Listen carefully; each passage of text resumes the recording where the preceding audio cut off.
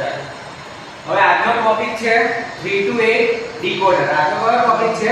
3 to 8 decoder. હવે 3 to 8 જ કેમ કહેવામાં આવ્યું છે?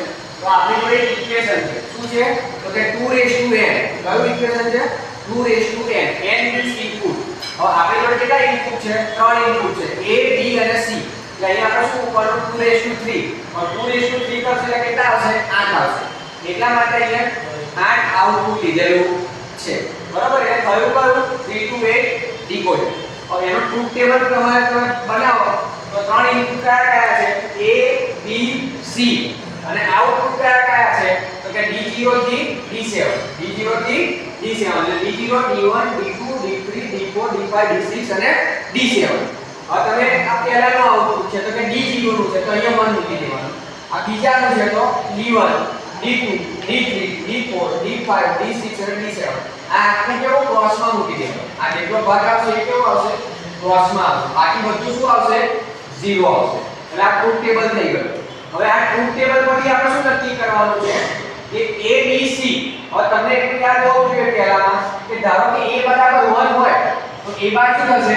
0 થશે. એટલે તમારે બે વસ્તુ યાદ રાખવાની કે 0 હોય તો બાર વાળું લેવાનું અને 1 હોય તો સિમ્પલ વાળું લેવાનું. બરાબર છે?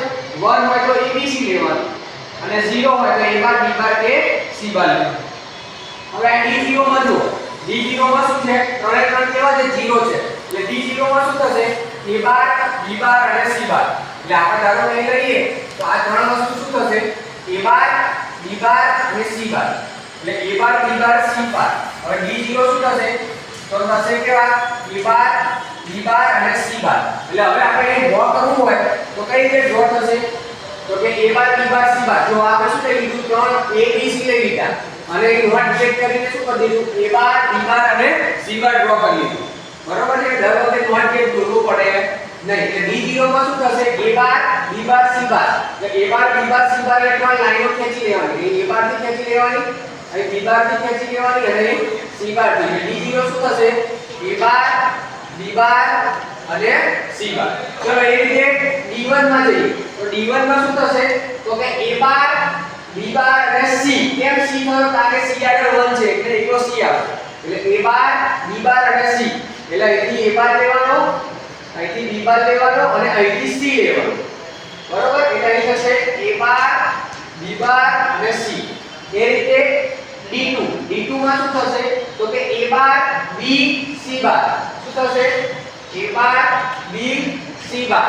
હવે a બાર અહીંથી ખેંચી લેવાનો, બીજો b અહીંથી ખેંચી લેવાનો અને અહીંથી c બાર. બરોબર? એ રીતે d3. તો d3 માં શું થશે?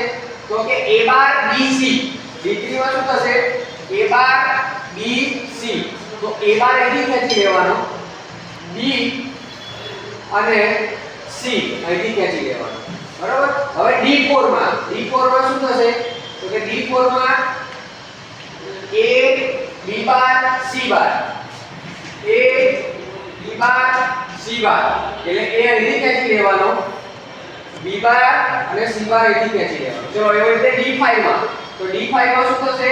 તો કે a b bar c. a b bar c. એટલે અહીંથી થશે a અહીંથી લઈ લેવાનો b બાર અને અહીંથી શું લઈ લેવાનો? c. એ રીતે d6 માં. તો d6 માં શું થશે? અહીં તો a b c bar. a b અને c બાર. ચલો a અહીંથી ખેંચી લો, b અહીંથી ખેંચી લો અને c બાર. c બાર કેવી ખેંચી લો? અહીંથી ખેંચી લો. એ રીતે d7 માં. હવે d7 માં તો ત્રણે ત્રણ શું છે? 1 છે. બરાબર? d7 માં ત્રણે ત્રણ 1 છે એટલે શું થશે? a b અને c. એટલે d7 માં શું થશે? a b અને c. એટલે ત્રણે ત્રણ અહીંથી ખેંચવા પડશે, a b અને c. એટલે આ ત્રણે ત્રણ આ રીતે આપણને કેટલા મળ્યા? તો કે 8. d0 d1 d2 d3 d4 d5 d6 અને d7. બરોબર? તો આ કઈ રીતે નક્કી કર્યું આપણે? તો એના માટે આપણે આ રીતનું ટ્રુથ ટેબલ પહેલા દોરવું પડે. એના ઉપરથી તમને ખબર પડે કે કયું બાર લેવું છે અને કયું સિમ્પલ લેવું છે. બરોબર? એટલે ખાસ ત્રણ ઇનપુટ હોય તો 8 આઉટપુટ આવે. એ કઈ રીતે ખબર પડી? 2 n પ્રમાણે એટલે 2n એટલે 2n એટલે 2 3 એટલે 8 આવે એટલે તમે ગમે તે ના લઈ શકો 3 ઇનપુટ હોય તો 8